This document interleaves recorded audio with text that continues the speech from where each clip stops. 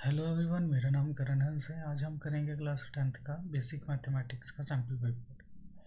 तो sample paper में हमारे पास 5 सेक्शंस हैं, A B C D। और हम पहले आज सेक्शन A करेंगे और आने वाली वीडियोस में आगे के सेक्शन करेंगे। तो सेक्शन A से शुरू करते हैं। सेक्शन A MCQ है। MCQ है कि if two positive integers A and B are written as a x cube y square and b is equal to x y cube where x y are prime numbers then HCF of A and B। हमें HCF निकालना है A और B का। हमें बोला है कि A को हम ऐसे रिप्रेजेंट करते हैं और B को ऐसे रिप्रेजेंट करते हैं, मतलब x की पावर और y की पावर्स में रिप्रेजेंट करते हैं, where x and y are prime numbers. तो HCF बताइए। तो हमें इनकी प्राइम फैक्टराइजेशन पहले से ही गिवन है, तो हम इसका क्या बताएंगे अब, HCF बताएंगे। तो HCF बताने के लिए हमें पता होना चाहिए कि HCF कैसे कैलकुलेट किया जाता है, मतलब कैसे निकाला जाता है। तो HCF कैसे निकालते हैं। HCF निकालने के लिए हमें इनकी जो पावर्स होती हैं, जैसे A की पावर एक्स क्यूब और Y की पावर A की power X cube Y square और B की पावर एक्स वाई क्यूब है, इनमें से जो कॉमन हमारे प्राइम नंबर्स हैं उनकी हमें लोएस्ट पावर देखनी है। HCF के लिए हमें क्या करना होता है, हमें लोएस्ट पावर देखनी होती है। जब भी हमें HCF निकालना है दो नंबर्स का, HCF ऑफ A और B, तो हम इनमें जो प्राइम नंबर्स आएंगे, कॉमन वाले जो प्राइम नंबर आएंगे उसकी लोएस्ट पावर देखेंगे, और जो क्या हो, कॉमन हो, प्राइम नंबर कॉमन होने चाहिए। जैसे यहाँ पर एक्स क्यूब है, यहाँ पर एक्स है, तो इसमें से लोएस्ट पावर कौन है, एक्स की पावर 1। तो हम यहाँ पर जो HCF आएगा एक्स की पावर 1, इसके बाद इसको किससे मल्टीप्लाई करेंगे, इसको मल्टीप्लाई हम करेंगे जो y की लोएस्ट पावर आएगी। तो y की लोएस्ट पावर हमारे पास क्या आएगी, y की लोएस्ट पावर हमारे पास आएगी, जैसे हमारे पास a है, a के पास हमारे पास क्या है, a के पास y की पावर हमारे पास है वाई स्क्र, और b के पास क्या है, वाई क्यूब। तो लोएस्ट पावर क्या है, वाई स्क्र, तो यहाँ पर क्या आएगा, वाई स्क्र। तो इसलिए हमारा HCF ऑफ A और B क्या आएगा, एक्स इंटू वाई स्क्र। तो ये हमारा राइट आंसर होगा। अब ये किस ऑप्शन में है वो देख लेते हैं। और तो हमारा ये किस ऑप्शन में, X Y square B option में, तो इसलिए हमारा बी ऑप्शन करेक्ट है। सेकंड क्वेश्चन करेंगे। सेकंड क्वेश्चन में हमें बताया गया है कि टू स्मॉलेस्ट एलसीएम निकालना है हमें स्मॉलेस्ट 2 डिजिट कंपोजिट नंबर का और स्मॉलेस्ट कंपोजिट नंबर का। अगर आपको ये दोनों पता है तो एलसीएम आप इजीली निकाल सकते हैं। आपको इसमें 3 चीज़ें जानने की ज़रूरत है कि स्मॉलेस्ट कंपोजिट नंबर कौन सा होता है जो कि 2 डिजिट हो। तो वो पहले तो होता है 10 होता है, ठीक है। 10 हमारा जो होगा स्मॉलेस्ट कंपोजिट 2 डिजिट नंबर होगा। इसके बाद हमसे पूछा गया है कि हमें बताना है कि स्मॉलेस्ट कंपोजिट नंबर कौन सा होगा। स्मॉलेस्ट 2 डिजिट कंपोजिट नंबर और स्मॉलेस्ट कंपोजिट नंबर में अंतर होगा। स्मॉलेस्ट 2 डिजिट नंबर हमारे पास 10 है, पर हमारे पास स्मॉलेस्ट कंपोजिट नंबर जो सबसे छोटा कंपोजिट नंबर होगा वो 4 होगा। 4 से शुरू होते हैं कंपोजिट नंबर, तो इनका हमें एलसीएम बताना है। एलसीएम किसका बताना है, 4 और 10 का। इसके लिए पहले हम इसकी प्राइम फैक्टराइजेशन लिखेंगे। 4 की प्राइम फैक्टराइजेशन होती है 2 इंटू 2, और 10 की प्राइम फैक्टराइजेशन होती है 2 इंटू 5। और हम इसे कैसे लिख सकते हैं, 2 की पावर 2, और यहाँ पर क्या लिख सकते हैं, 2 की पावर 2 इंटू 5। जैसे HCF में हमें लोएस्ट पावर चाहिए होती है, LCM में हमें हाईएस्ट पावर चाहिए होती है कॉमन प्राइम नंबर्स की। तो इसमें कॉमन प्राइम नंबर क्या है, 2, और हाईएस्ट पावर किस क्या है, 2 की पावर 2। इसी तरह यहाँ पर कॉमन नंबर क्या है, 5 आपको दिख नहीं रहा, तो इसलिए 5 को दिखाने के लिए 5 की पावर 0, क्योंकि 5 की पावर 0 इज़ 1। किसी नंबर की पावर अगर 0 हो जाए तो वो क्या होता है, 1। तो यहाँ पर क्या है, 5 की पावर 0, तो हाईएस्ट पावर क्या है, 5 की पावर 1, तो इसलिए इंटू 5 की पावर 1। तो ये क्या आ जाएगा, 2 का स्क्वायर क्या होता है 4 इंटू 5 इज इक्वल टू 20। तो 20 हमारा क्या है, एलसीएम है सी में, तो हमारा सी ऑप्शन करेक्ट है। अब क्वेश्चन नंबर 3 करेंगे। हमें कहा क्या दिया हुआ है कि x is equal to 3 is one of the root of the quadratic equation. ये जो 3 वैल्यू दी हुई है x की, ये इस क्वाड्रेटिक इक्वेशन की एक रूट है। तो वैल्यू निकालो k की वैल्यू निकालनी है हमें। अगर हमें k की वैल्यू निकालनी है तो हमें x की वैल्यू इस इक्वेशन में पुट करनी होगी। तो हम इसमें पुट करेंगे। जैसे हम इस इक्वेशन में पुट करेंगे एक्स की वैल्यू, तो हमारे पास के की वैल्यू आ जाएगी। तो के की वैल्यू हम निकालेंगे। के की वैल्यू निकालने के लिए हमें पुट करना होगा ये जो हमारे पास इक्वेशन है X square minus 2kx minus 6 is equal to 0। इसमें x की वैल्यू 3 पुट करेंगे। जैसे x की वैल्यू 3 रखेंगे तो ये क्या आ जाएगा 3 का स्क्वायर माइनस 2 इंटू 3 इंटू के, क्योंकि x की वैल्यू लिखी है पहले, माइनस 6 इज इक्वल टू 0। तो 3 का स्क्वायर क्या होता है 3 इंटू 3, 3 इंटू 3 क्या होता है 9, माइनस 2 इंटू 3 इज 6 के साथ में और माइनस 6। अब अब 9 और माइनस 6 क्या हो जाएगा प्लस का 3, तो माइनस 6 के प्लस 3 इज इक्वल टू 0। अब 3 राइट हैंड साइड में जाएगा तो वो माइनस की वैल्यू ले लेगा, माइनस 3 के माइनस 3 और माइनस से माइनस कट जाएगा। तो 6 के हमारा कितना आ गया 3 और के की वैल्यू क्या आ जाएगी 3/6 और हमारा के कितना आ जाएगा 1/2। तो हमारा 1/2 जिस ऑप्शन में होगा वो हमारा राइट आंसर होगा बी ऑप्शन में, इसलिए हमारे थर्ड का आंसर क्या हो जाएगा बी। अब हमारा फोर्थ क्वेश्चन है pair of equation y is equal to 0 and y is equal to -7 has 1 solution 2 solution infinitely many solution and no solution.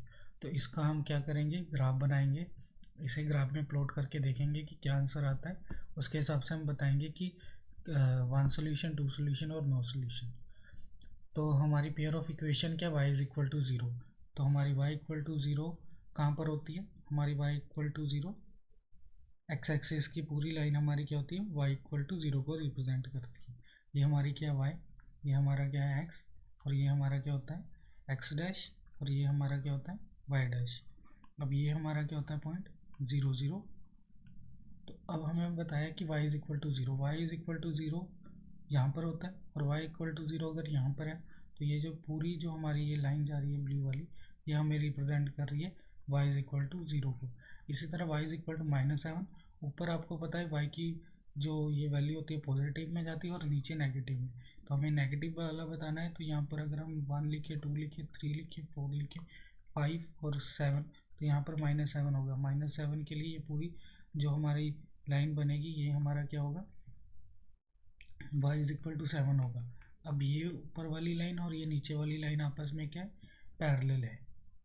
अगर ये पैरेलल है तो हमें पता है पैरेलल लाइंस की क्या होता है नो सोल्यूशन होता है। पैरेलल लाइंस का क्या होता है नो सोल्यूशन होता है, तो इसलिए इसका ऑप्शन आंसर क्या होगा नो सोल्यूशन। तो अब नो सोल्यूशन वाला ऑप्शन जो होगा वही हमारा आंसर होगा, हमारा डी ऑप्शन है। तो इसलिए हमारा आंसर फोर्थ क्वेश्चन का क्या होगा डी होगा।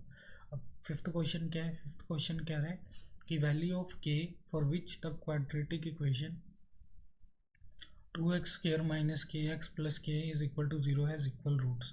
तो हमें बताना है कि जो हमारी ये वैल्यू ऑफ k है क्वाड्रेटिक इक्वेशन, इसके लिए हमारे इक्वल रूट्स है। तो k की वो वैल्यू बतानी है कि जिसके लिए इस इक्वेशन के इक्वल रूट्स हो। तो हम इसमें निकालेंगे, हमारे पास इक्वेशन क्या है 2, हमारे पास इक्वेशन क्या है 2x square minus kx plus k is equal to 0। हमें गिवन क्या है कि क्या होना चाहिए इक्वल रूट्स होनी चाहिए। इक्वल रूट्स हमने ले लिया अल्फ़ा, ठीक है, और दूसरी भी क्या ले ली अल्फ़ा। तो हमें पता है सम ऑफ रूट्स क्या होता है alpha plus alpha is equal to minus k upon 2, क्योंकि हमारा क्या होता है माइनस बी अपॉन ए। तो हमारा यहाँ पर b क्या है माइनस के, माइनस पहले से लिखा हुआ है, माइनस के यहाँ से लिया और 2 हमारा यहाँ से लिया, a की वैल्यू है। इसके बाद ये क्या आ गया 2 alpha is equal to k/2 और अल्फ़ा की वैल्यू कितनी आ गई k/4। अब हमारा प्रोडक्ट ऑफ रूट्स क्या होता है, हमारा प्रोडक्ट ऑफ रूट्स होता है अल्फ़ा इंटू अल्फ़ा। अब वो क्या होता है c/a, तो हमारा c यहाँ पर क्या है k और a हमारा क्या है 2, तो हमारा अल्फ़ा स्क्वायर कितना आ गया k/2। अब हम अल्फ़ा की वैल्यू जो है यहाँ से पुट करेंगे अल्फ़ा स्क्वायर में, हम यहाँ से वैल्यू पुट इसमें करेंगे और जब इसमें पुट करेंगे तो हमारा k/4 square alpha square is equal to k/2 और ये क्या आ जाएगा, ये हमारा आ जाएगा k² 16 is equal to k/2। 2 से 16 कट जाएगा 8 पे, तो ये हमारा आ जाएगा के square is equal to 8k। के इधर जाके 8 इधर जाके मल्टीप्लाई हो जाएगा। तो अब हम इसमें से के सीधा नहीं काटेंगे, अगर ऐसे काट देंगे तो हमारे के की वैल्यू 8 आ जाएगी, जिससे गलत हो जाएगा। जब भी हमारे पास वेरिएबल में स्क्वायर आ जाए, मतलब क्वाड्रेटिक इक्वेशन बन जाए, तो हम क्या करेंगे, काटेंगे नहीं, जो के होगा हम उसे लेफ्ट हैंड साइड पे लेकर जाएंगे और इसे सॉल्व करेंगे। अब ये 8k इधर जाएगा तो -8k होगा, और इसमें से जब हम k कॉमन करेंगे तो हमारा आएगा k माइनस, हमारा यहाँ पर आएगा k minus 8 is equal to 0। अब दो नंबर आपस में मल्टीप्लाई है और वो 0 आ रहे हैं, either k is equal to 0 हो जाएगा या तो k minus 8 is equal to 0 हो जाएगा। k इज इक्वल टू 0 हो जाएगा या फिर k minus 8 is equal to 0 हो जाएगा। जब k minus 8 is equal to 0 हो जाएगा तो k हमारा क्या आएगा 8। तो हमारे पास k की दो वैल्यूज़ आ गई, एक हमारे पास k की वैल्यू आ गई 0 और एक हमारे पास k की वैल्यू आ गई 8। तो हमारे k की वैल्यूज़ दो हैं, एक है हमारे पास 0, एक है हमारे पास 8। तो ये किस ऑप्शन में है हमारे, वो नंबर डी में। हमारा डी क्या है, इसका आंसर है। अगला question, the distance of the point 3 and 5 from the x axis is k units. तो वैल्यू ऑफ k क्या होगी, इसका सीधा आंसर है 5। अब कैसे है दिखा देते हैं। देखिए 3 और 5 हमें पता है, ये 1 ये 2 ये 3। अब यहाँ से 1 2 3 4 5, तो हमारा जो पॉइंट होगा वो कहाँ पर होगा, यहाँ पर होगा। हमारा पॉइंट कहाँ पर, यहाँ पर है 3 5। अब उन्होंने पूछा ये एक्स एक्सिस है हमारी, तो इसका डिस्टेंस जो है इस पॉइंट से कितना है, ये हमारी एक्स एक्सिस, और इसका डिस्टेंस कितना है, ये स्ट्रेट लाइन, ये परपेंडिकुलर लाइन जो होती है। जब भी हमें किसी पॉइंट से किसी लाइन का डिस्टेंस निकालना होता है तो हम उस पॉइंट से उस लाइन पे एक परपेंडिकुलर ड्रॉ करते हैं, और वही जो परपेंडिकुलर का डिस्टेंस होता है वही वो लाइन वही उस पॉइंट का डिस्टेंस होता है उस लाइन से। तो इसीलिए ये हमारी लाइन है और ये हमारा पॉइंट है, इससे हमने परपेंडिकुलर ड्रॉ किया, ये वाला ये परपेंडिकुलर ड्रॉ किया, और ये हमारा क्या रिप्रेजेंट कर रहा है, ये वाला हमारा रिप्रेजेंट कर रहा है यहाँ से लेकर यहाँ तक का डिस्टेंस। और अगर यहाँ से यहाँ तक का डिस्टेंस रिप्रेजेंट कर रहा है और यही 5 है, तो हमारा इस पॉइंट से एक्स एक्सिस का डिस्टेंस क्या होगा, 5 होगा। अब इसी तरह अगर पूछा जाए कि इस पॉइंट का वाई एक्सिस से कितना डिस्टेंस है, तो वाई एक्सिस से क्या डिस्टेंस होगा, ये लाइन है हमारी वाई एक्सिस, ये वाली हमारी लाइन है वाई एक्सिस। इससे हमें क्या है, परपेंडिकुलर ड्रॉ करना है। जैसे हम परपेंडिकुलर ड्रॉ करेंगे ये वाला, तो ये वाला जो परपेंडिकुलर है ये इस पॉइंट से डिस्टेंस होगा, और यही परपेंडिकुलर जो है ये हमारा पूरा कितना रिप्रेजेंट कर रहा है, ये वाला यहाँ से लेकर यहाँ तक रिप्रेजेंट कर रहा है। तो ये हमारा वाई एक्सिस से कितना होगा, 3 सेंटीमीटर। तो इसलिए जब भी किसी पॉइंट का डिस्टेंस वाई एक्सिस से पूछा जाएगा तो वो हमारा एक्स कोऑर्डिनेट होगा, मतलब जो एक्स कोऑर्डिनेट होगा वही हमारा पॉइंट का। और जैसी इसी तरह जब हमारा पॉइंट का डिस्टेंस एक्स एक्सिस से पूछा जाएगा तो वो हमारा क्या होगा, वाई कोऑर्डिनेट। तो इसलिए ये एक्स एक्सिस से पूछा था तो हमारा वाई कोऑर्डिनेट सीधा आंसर था, हमारा है सी। तो अब हमारा 7th क्वेश्चन है। 7th क्वेश्चन में दो ट्रायंगल्स दिए हैं और उनकी रेशियोज बताई हुई है। तो हमें बताया कि हम इसमें सिमिलैरिटी प्रूव करनी है, तो हम इन्हें लिखेंगे कैसे। लिखने का एक ऑर्डर होता है, आपने अगर अच्छे से किया तो आपको पता होगा। तो हम देखते हैं कि इन्हें कैसे लिखना है। ए बी है, जो हमारा ए बी है वो किसके इक्वल है रेशियो के, वो हमारा क्यू आर के इक्वल है। तो जो हमारा ये लाइन ट्रायंगल की लाइन ए बी होगी ये किसके इक्वल होगी, ये जो क्यू आर होगा इसके, मतलब इसकी रेशियो होगी। इसी तरह जो हमारा बी सी होगा, ये वाला बी सी, ये किसके इक्वल होगा, पी आर के इक्वल होगा। आर यहाँ पर है तो पी यहाँ पर। और फिर हमारा सी ए जो है ये वाली लाइन, ये किसके इक्वल होगी, ये किससे रेशियो में होगी, पी क्यू में रेशियो में होगी। तो ये पी क्यू में रेशियो में होगी। तो अब हमें इसे लिखना है, तो हम इसे लिखेंगे triangle A B C similar, किसके सिमिलर है, ए बी लाइन किसके सिमिलर है, क्यू आर की। और बी सी किसके सिमिलर है, पी आर की। तो हमारा ए क्यू बी आर और सी पी, ऐसे आना चाहिए, तभी हमारी ये ट्रायंगल क्या होंगी, सिमिलर्स होंगी, सिमिलर बनेगी। तो देखते हैं किस ऑप्शन में है, ये किस में है, A B C Q R P. तो यहाँ पर देख लेते हैं, लिख लेते हैं, यहाँ पर थोड़ा उल्टा दिया हुआ है, हमें देखना पड़ेगा। ए बी सी, यहाँ लिख लेते हैं A B C Q R P. A के सामने क्यू, बी के सामने आर, सी के सामने पी, सी के सामने पी, मतलब P Q R C A B.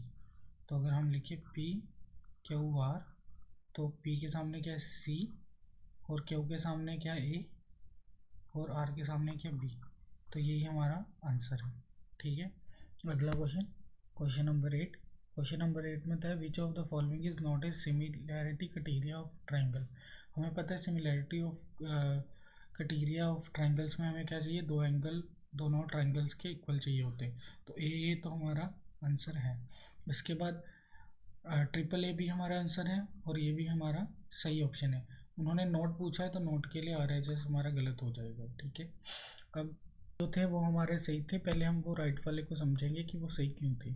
तो उसे समझने के लिए हमें क्या करना होगा, पहले हमारे ऑप्शन क्या थे, ए एस ए एस और ट्रिपल ए।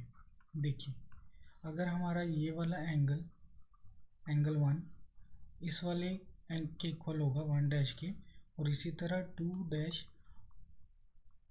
2 वाले के इक्वल होगा, मतलब इसे डैश इसे नहीं इसे लिख दीजिए। तो अगर हमारा एंगल 1 डैश के इक्वल है और 2 डैश के इक्वल है छोटी वाली ट्राइंगल के, तो ये एंगल सिमिलैरिटी से दोनों ट्राइंगल सिमिलर प्रूव हो जाएंगे। इसी तरह जब हम एस रूल लगाएंगे, एस रूल क्या होगा, एस रूल होगा कि एक एंगल और दो साइड्स, एक एंगल और दो साइड्स। तो इससे पहले एक एंगल और दो साइड्स कैसे प्रूव करेंगे हम कि ये सिमिलर है। देखिए तो हमारा एक साइड और एक एंगल लेना है, तो हम कैसे करेंगे इसे, हमने एक साइड ये वाली ले ली इसकी, और एक साइड ये ले ली, और ये एंगल ले लिया बीच में, और इसका भी एंगल ले लिया, और ये वाली साइड ले ली, और ये वाली साइड ले ली। तो अब ये सिमिलर कैसे प्रूव होंगे, सिमिलर ऐसे प्रूव होंगे क्योंकि हमें तो मेन जो क्राइटेरिया था दो एंगल चाहिए होते हैं। अब एक एंगल इक्वल हो गया और दो साइड्स इक्वल हैं, और हमें पता है जब भी दो साइड्स इक्वल होती हैं तो उनके जो ऑपोजिट एंगल्स होते हैं वो भी इक्वल होते हैं, तो इसलिए ये दो एंगल्स भी क्या होंगे, इक्वल होंगे।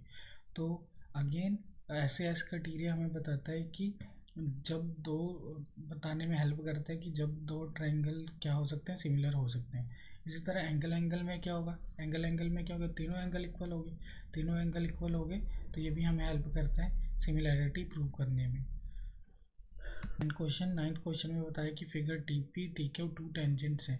टी पॉइंट से 2 टेंजेंट है सर्कल पे, एक टी पी है और एक टी क्यू है, और इन्होंने कहा विद सेंटर ओ, और एंगल पी ओ क्यू जो बना रहे हैं वो क्या 110 डिग्री, और एंगल कौन सा पूछा है, पी टी क्यू पूछा है, तो मतलब ये वाला एंगल हमसे पूछा है।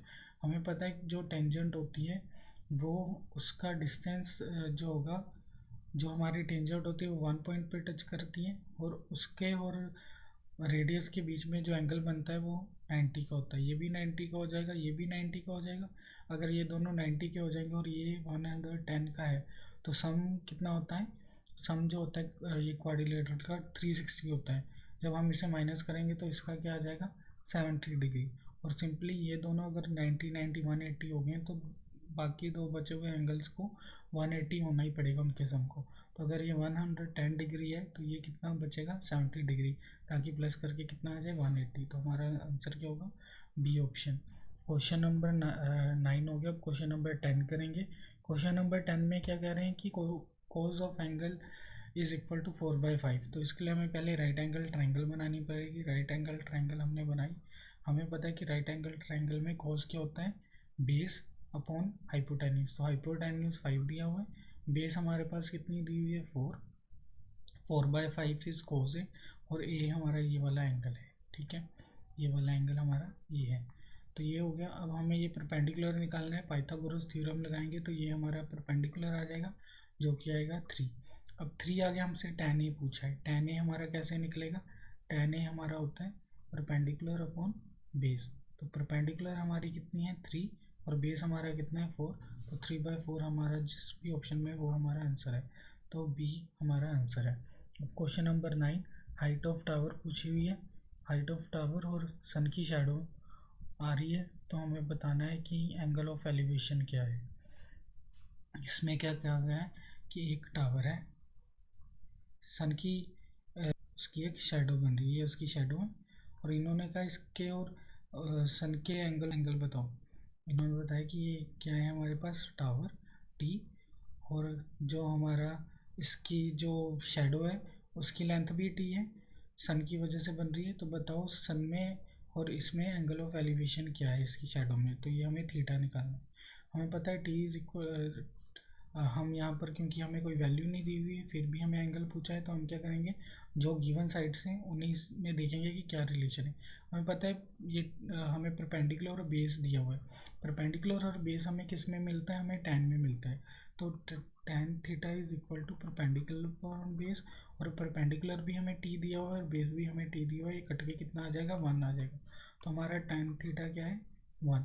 तो tan थीटा 1 किस में होता है, जब थीटा हमारा 45 डिग्री होता है, तो इसलिए हमारा आंसर क्या आएगा 45 डिग्री।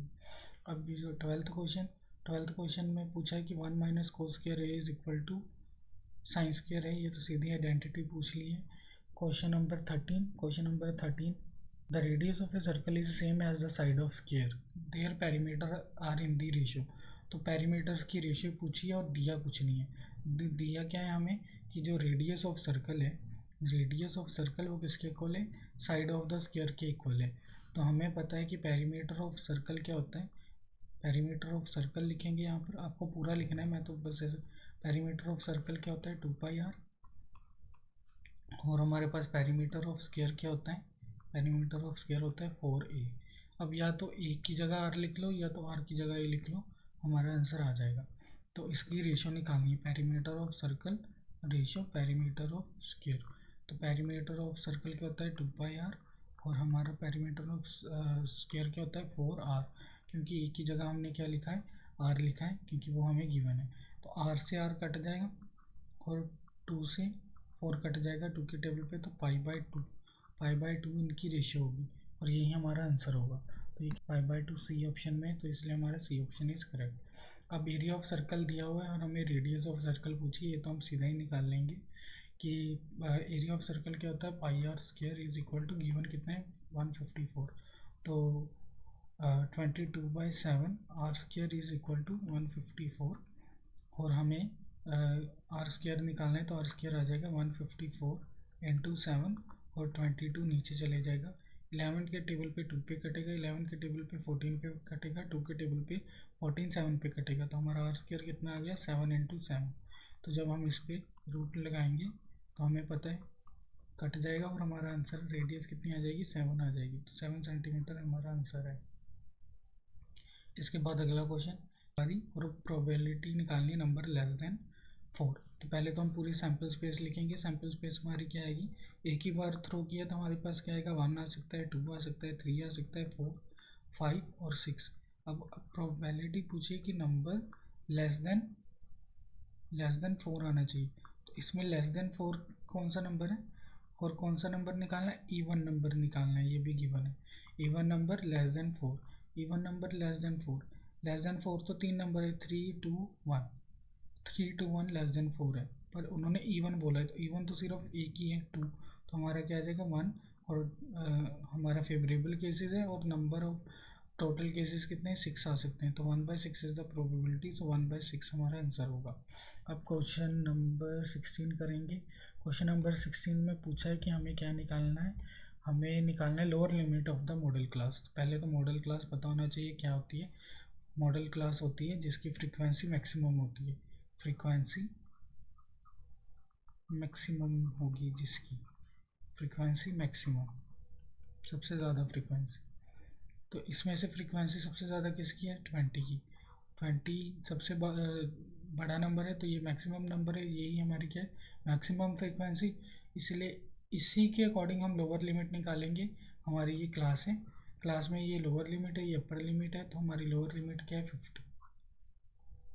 अगला 17th में पूछा है, एक रेक्टेंगुलर शीट है 40 इंटू 22 सेंटीमीटर, उसे रोल किया है हमारे होलो सिलेंडर बताने का, जिसकी हाइट क्या है 40 सेंटीमीटर, तो हमें रेडियस बतानी है। ये देखिए हमारे पास एक शीट है ऐसे, ठीक है, 40/22 है और हमें बताया हुआ है कि उसकी हाइट 40 सेंटीमीटर है, तो उसे रोल किसके अकॉर्डिंग किया है, इस 22 के अकॉर्डिंग किया है। तो ये जो 22 होगा यही हमारा क्या होगा, सरकमफ्रेंस ऑफ द सर्कल होगा, क्योंकि सिलेंडर जब बनता है तो ऊपर सर्कल बनता है। तो ये हमें हाइट दी हुई है 40, तो ये जो ऊपर वाला है यही हमारा क्या है 22 है पूरा, ये पूरा जो सर्कल बन रहा है ये पूरा 22 है।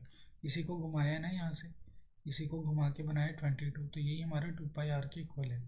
तो ये कट गया, ये कितना आ गया 11 इज इक्वल टू πr, तो हमारा r कितना आ जाएगा 11 डिवाइड बाई पाई की वैल्यू पुट करेंगे 22 इंटू 7 ऊपर चले जाएगा, ये कट जाएगा 2 पे, 7/2 हमारा कितना होगा 3.5, तो हमारा r कितना आ जाएगा 3.5 सेंटीमीटर।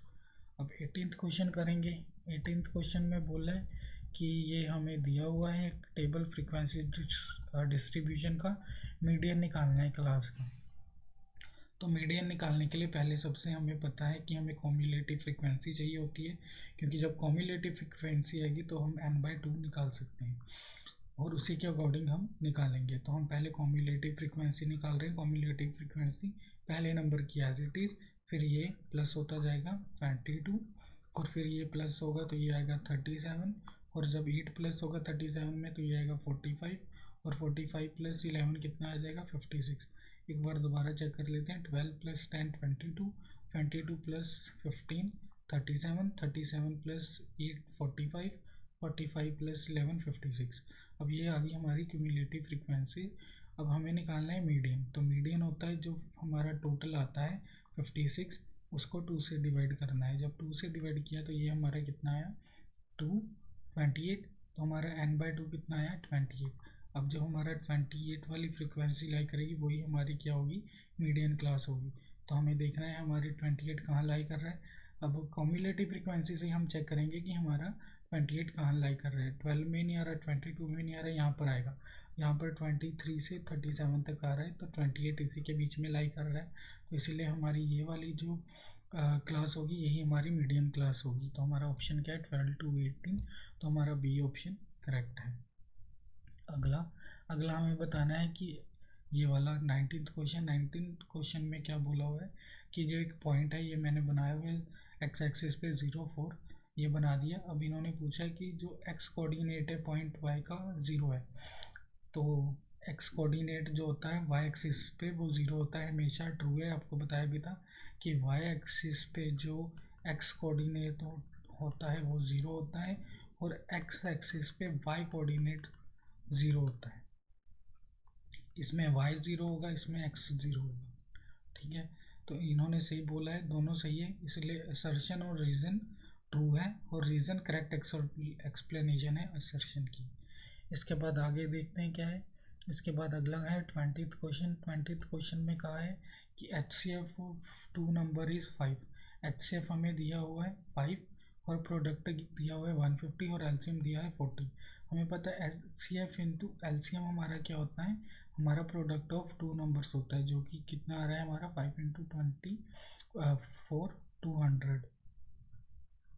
तो ये तो गलत हो गया, ये गलत हो गया, क्योंकि यहाँ पर कह रहे हैं कि प्रोडक्ट 2 नंबर का 150 है पर हमारा 200 है, और यहाँ पर सही दिया हुआ है रीज़न कि HCF और LCM 2 नंबर का उनके प्रोडक्ट के इक्वल होता है, इसलिए हमारा असर्शन गलत है और हमारा रीज़न ट्रू है। तो ये किस ऑप्शन में है, असर्शन रोग reason true, option number D. तो हमारा ऑप्शन नंबर डी करेक्ट है। अब सेक्शन बी की तरफ चलते हैं। सेक्शन बी हम करेंगे अगली वीडियो में।